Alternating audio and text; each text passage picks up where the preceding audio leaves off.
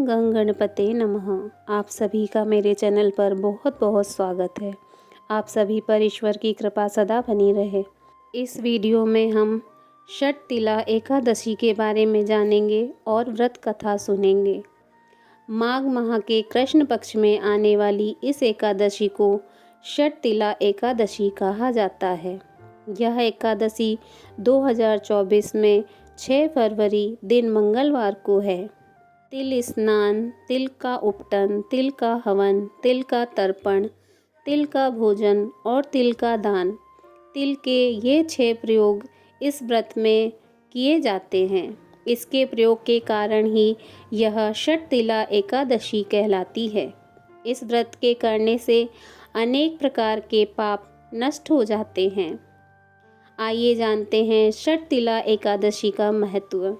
एक समय दालभ्य ऋषि ने पुलत्स्य ऋषि से पूछा कि हे महाराज, पृथ्वी में मनुष्य ब्रह्म हत्या आदि महान पाप करते हैं, पराये धन की चोरी तथा दूसरे की उन्नति देखकर ईर्ष्या करते हैं, साथ ही अनेक प्रकार के व्यसनों में फंसे रहते हैं, फिर भी उनको नरक प्राप्त नहीं होता।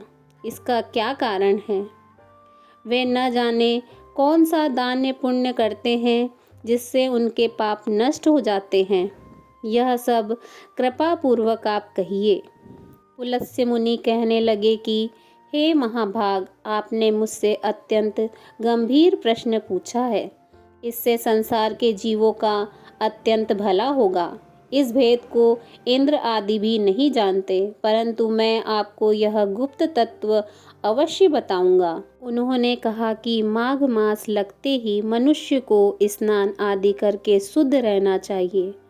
इंद्रियों को वश में कर काम, क्रोध, लोभ, मोह, अहंकार, ईर्ष्या तथा द्वेष आदि का त्याग कर भगवान का स्मरण करना चाहिए। पुष्य नक्षत्र में गोबर, कपास, तिल मिलाकर उनके कंडे बनाना चाहिए। उन कंडों से 108 बार हवन करना चाहिए। उस दिन मूल नक्षत्र हो और एकादशी तिथि हो तो अच्छे पुण्य देने वाले नियमों को ग्रहण करें। स्नान आदि नित्य क्रिया से निवृत्त होकर सब देवताओं के देव श्री भगवान का पूजन करें और एकादशी व्रत धारण करें। रात्रि को जागरण करना चाहिए। उसके दूसरे दिन धूप, दीप, नैवेद्य आदि से भगवान का पूजन करके खिचड़ी का भोग लगाएं। तत्पश्चात पेठा, नारियल, सीताफल या सुपारी का अर्घ्य देकर स्तुति करनी चाहिए। हे भगवान, आप दीनों को शरण देने वाले हैं। इस संसार सागर में फंसे हुओं का उद्धार करने वाले हैं। हे पुंडरीकाक्ष, हे विश्व भावन, हे सुब्रमण्यम, हे पूर्वज, हे जगतपते, आप लक्ष्मी जी सहित इस तुच्छ अर्घ्य को ग्रहण करें।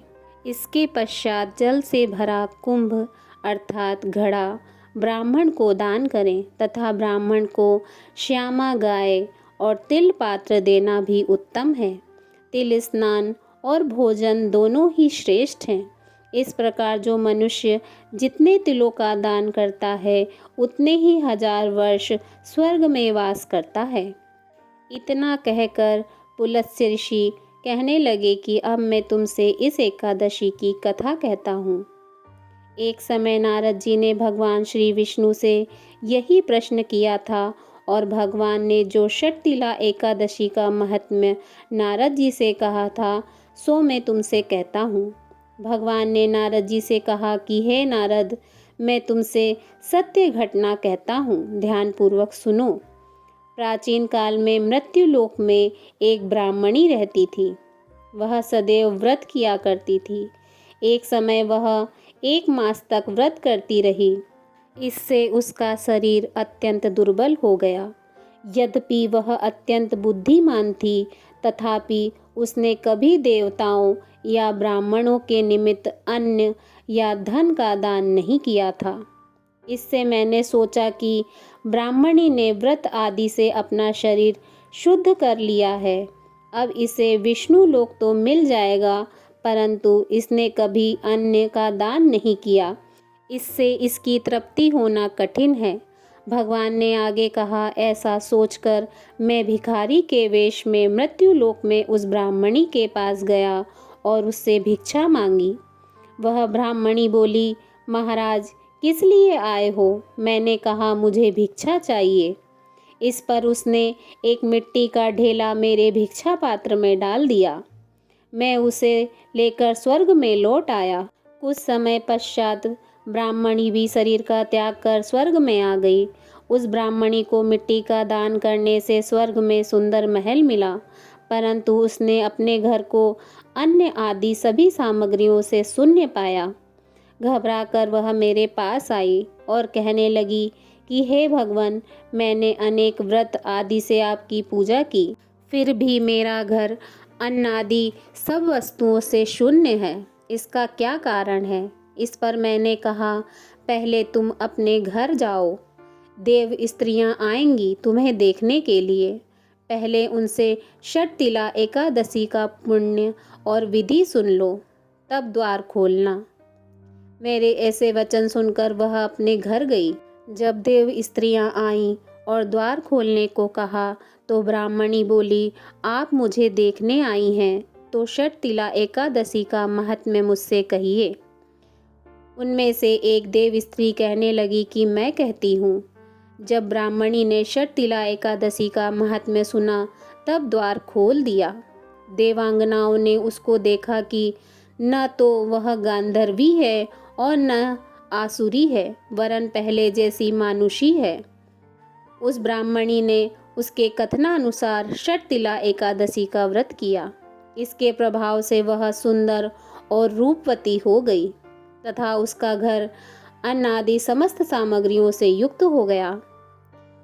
अतः मनुष्यों को मूर्खता त्याग कर षटतिला एकादशी का व्रत और लोभ न करके तिलादि का दान करना चाहिए।